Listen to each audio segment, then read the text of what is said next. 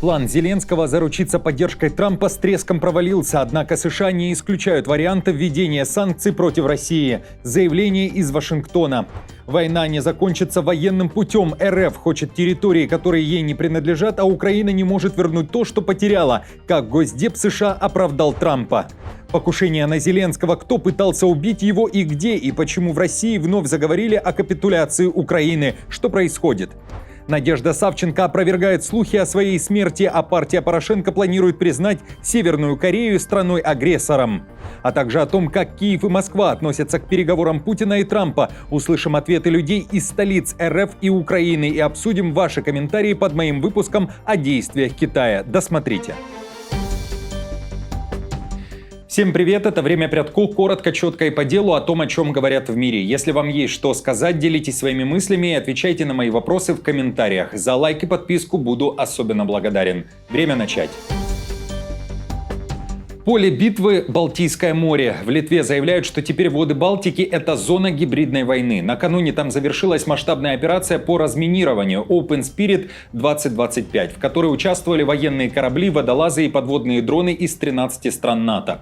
Цель – найти и нейтрализовать боеприпасы времен двух мировых войн и одновременно проверить уязвимые подводные объекты региона. Речь о подводной инфраструктуре. За время миссии, которая длилась с 9 мая, специалисты обнаружили 4 неразорвавшихся снаряда, 3 мины и 1 торпеду, а также зафиксировали более 500 объектов на дне. Все это внесено в специальную базу данных. Но речь уже не только о прошлом. Командование ВМС Литвы подчеркивает, что накал страстей в Балтийском море, а это и повреждение кабелей и задержание кораблей, заставляет держать ситуацию под контролем. Не секрет, что Балтийское море стало зоной гибридной войны. Несколько случаев повреждения критически важной подводной инфраструктуры, случаи в Финском заливе, действия теневого флота. Все эти факторы не способствуют повышению безопасности в регионе. Поэтому я считаю, что присутствие НАТО в наших водах, хочу подчеркнуть, что учения, проводимые в исключительной экономической зоне Литвы и в территориальных водах, помогают предотвратить возможность таких гибридных действий со стороны некоторых стран. В то же время Москва обсуждает недавние события в Балтийском море. Об этом я говорил в своих предыдущих видео. Речь и о попытке Эстонии задержать судно, которое вышло из российского порта, и задержание судна России, которое вышло из порта Эстонии. МИД РФ отправил сообщение странам Балтии. С международно-правовой точки зрения в Балтийском море за пределами территориальных морей прибрежных государств действует, я еще раз подчеркну, возможно, для них это слово незнакомое, свобода судоходства, которая дает право пребывания там судов и кораблей под любым флагом. Планы Зеленского заручиться поддержкой Трампа с треском провалились. Зеленский согласился практически на все, чего хотел американский президент. Но такой подход не принес Банковой ничего хорошего. О провале пишет Wall Street Journal. Издание уточняет, что Зеленский согласился на безусловное прекращение огня, предложенное Трампом, подписал соглашение о редкоземельных минералах, которое Белый дом продвигал как условие для дальнейшей поддержки, и даже отправился в Турцию на переговоры, которые инициировал Путин. При этом Трамп в своем последнем разговоре с Путиным вновь поддержал по сути Путина, который требовал сначала переговоры, а потом прекращение огня. Теперь Трамп, похоже, поддержал подход Путина, согласно которому прекращение огня возможно только в случае, если Украина согласится на российские условия, которые сводятся к превращению Украины в вассальное государство России. Госдеп США принял на себя удар. Государственный секретарь Рубио заявляет, что мировая пресса, Европа и Украина неправильно трактуют действия Трампа, что на самом деле он не пошел ни на какие уступки России. Ведь Путин, как говорит Рубио, проснулся после звонка из Вашингтона, и на него все так же действовали санкции США. Их никто не отменял. При этом Украина все еще получает вооружение от США и союзников, а еще Америка ищет батареи Patriot у других стран НАТО, чтобы поставить Киеву, уверяет Госдеп. При этом Рубио не исключает, что США могут ввести санкции, но пока этого делать не хотят, так как ведут диалог с Россией. Но военного пути окончания войны нет, звучит из Вашингтона. По вопросу Украины мы все можем согласиться с тем, что военного решения этого кризиса нет. Он должен завершиться путем переговоров. И основная проблема в Украине заключается в следующем. Россия хочет того, чего у нее сейчас нет и на что она не имеет права, а Украина хочет вернуть то, что не может вернуть военным путем. В этом и заключается суть проблемы. Киеве же считают, что ключ и путь к мирным переговорам – это давление на Россию. В офисе Зеленского считают, что без такого давления Путин не будет участвовать в реалистичных переговорах. Об этом пишет Рейтер со ссылкой на советника главы офиса президента Подоляка. Украина готова к переговорам, но Украина настаивает, что переговоры должны соответствовать целям, которые мы ставим. И если исходить из того, что Россия не готова к реальным переговорам, а готова только выдвигать ультиматумы, то, соответственно, нам нужно искать инструменты воздействия на Россию. ЕС уже накануне решил сжать в тиски Россию и одобрил 17-й пакет санкций против РФ, уточняют в Европейском Союзе. Как заявляют в Брюсселе, новые ограничения нацелены против российского теневого флота, нефтяных танкеров, их операторов, а также против одного из крупнейших российских производителей нефти. Мы также должны пойти дальше 17-го пакета. Потолок цен на нефть, разумный потолок цен – это $30 за баррель. Также нам нужно оказывать давление и вводить санкции против банковской системы, банковской инфраструктуры России, включая Центральный банк. В Москве уже отреагировали на эти события. Захарова вспомнила переговоры в Стамбуле и заявила, что Россия готова вести и дальше диалог с Украиной, несмотря на попытки Европы препятствовать ему. Сразу после переговоров Зеленский с европейскими сотоварищами высказался за усиление антироссийских санкций. Вновь затянули старую песню о том, что России нельзя якобы верить, и она якобы должна быть, как там сформулировано, наказана за неподчинение ультимативному требованию о 30-дневном прекращении огня, которое киевский режим и его евроспонсоры пытались подавать как некий шаг к урегулированию. Россия на ультиматумы никогда не откликается. Чего же хочет Россия и как россияне относятся к переговорам между Москвой и Вашингтоном, как меняются настроения? Далее предлагаю послушать мнение и граждан России, и граждан Украины о телефонном звонке между Трампом и Путиным. Далее голоса людей из российской столицы. В любом случае мы придем к какому-то общему согласию, что с ними и с нами.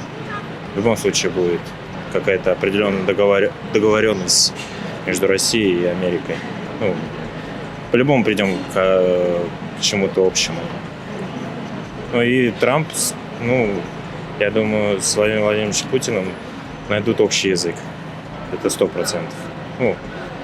Мы все хотим жить в мире. Вы знаете, я думаю, что он прошел в положительном ключе для нас. Россия рулит, Россия вперед, Россия первая. А вот что о переговорах думают жители Киева. Далее их мнение на переговоры Трампа с Путиным, о которых продолжает писать мировая пресса.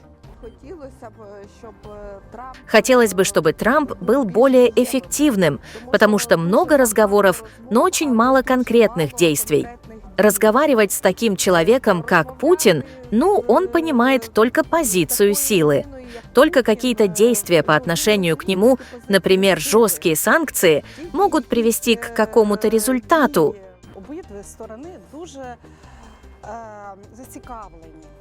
Обе стороны очень заинтересованы, как США, так и Российская Федерация.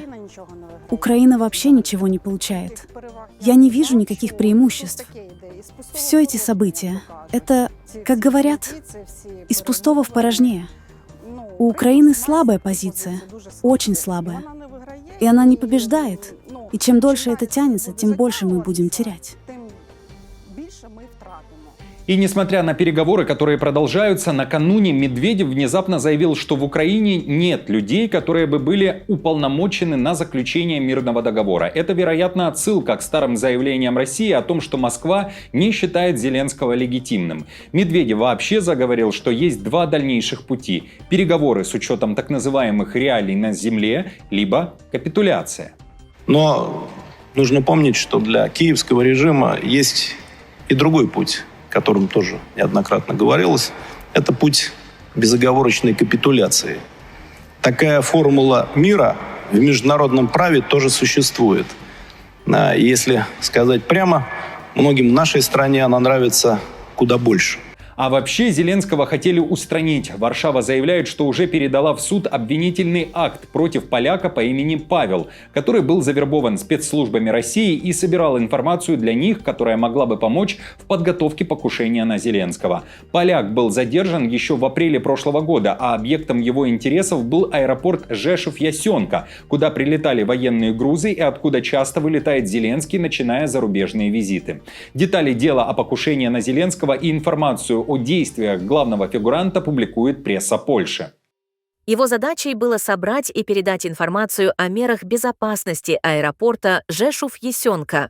Эти действия должны были, в частности, помочь российским спецслужбам в планировании возможного покушения на жизнь главы иностранного государства, то есть президента Украины Владимира Зеленского, сообщила прокурор Катажина Цалов-Яшевска из Национальной прокуратуры. Напомню, что ранее Зеленский заявлял о том, что его пытались убить не менее 10 раз с февраля 2022 года, а уже в этом году он даже заявил, что во время одной из попыток в его офисе погибли люди, но кто именно, не уточнил.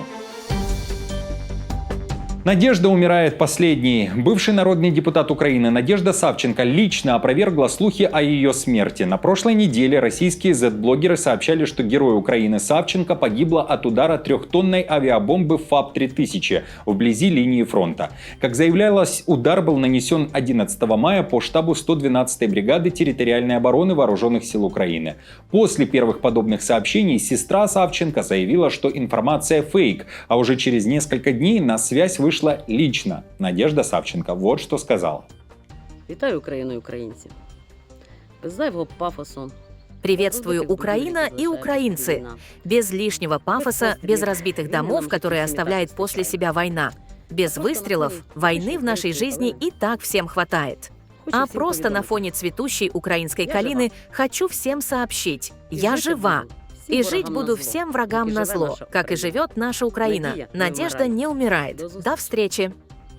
Напомню, практически 10 лет назад Савченко признавали в России виновной в гибели российских журналистов под Луганском. Следствие уверяло, что она навела удар. Защита же самой Савченко заявляла, что это было невозможно, и у нее есть алиби, так как на момент гибели журналистов Савченко уже находилась в российском плену. Спустя время она вернулась в Украину в рамках обмена военнопленными.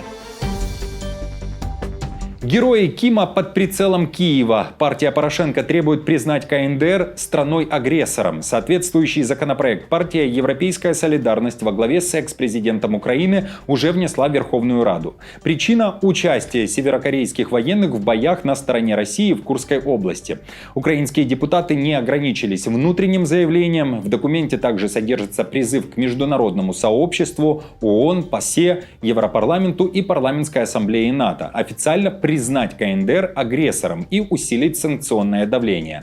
Ранее, в конце апреля, напомню, Минобороны РФ и сам Ким Чен Ын подтвердили, солдаты КНДР действительно воюют в составе российских подразделений. Более того, лидер Северной Кореи назвал их героями, выполняющими священную миссию. Украина же расценивает это как прямое вмешательство и новый виток международной эскалации.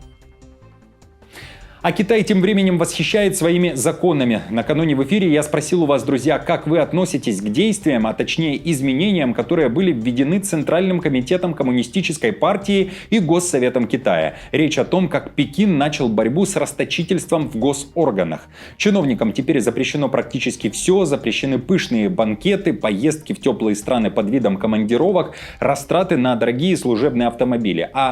Также я задал вам вопрос, нужны ли подобные запреты в ваших странах? И вот ваше мнение, прочту лишь часть. Вы писали: «Хотим китайский закон для российских чиновников. Китай молодцы. Госслужащих надо ограничить во всем. У них и привилегии кое-какие надо отобрать. А еще молодцы китайцы. Нам бы такие меры для наших зажравшихся чиновников и депутатов». Кроме того, вы писали, что у китайцев надо поучиться, как не разбазаривать народное добро. Далее цитата. «А у нас добравшиеся до кормушки никак не могут насытиться и накормить всех своих родственников. Рука руку моет». Китай просто красавцы. Украине необходимо принять такие меры, а то наши чиновники не знают предела. Друзья, всем вам спасибо за эти ответы. И также, друзья, спасибо вам в принципе за комментарии, за поддержку лайком. Новости за неделю собраны в плейлист. Переходите и смотрите. До встречи.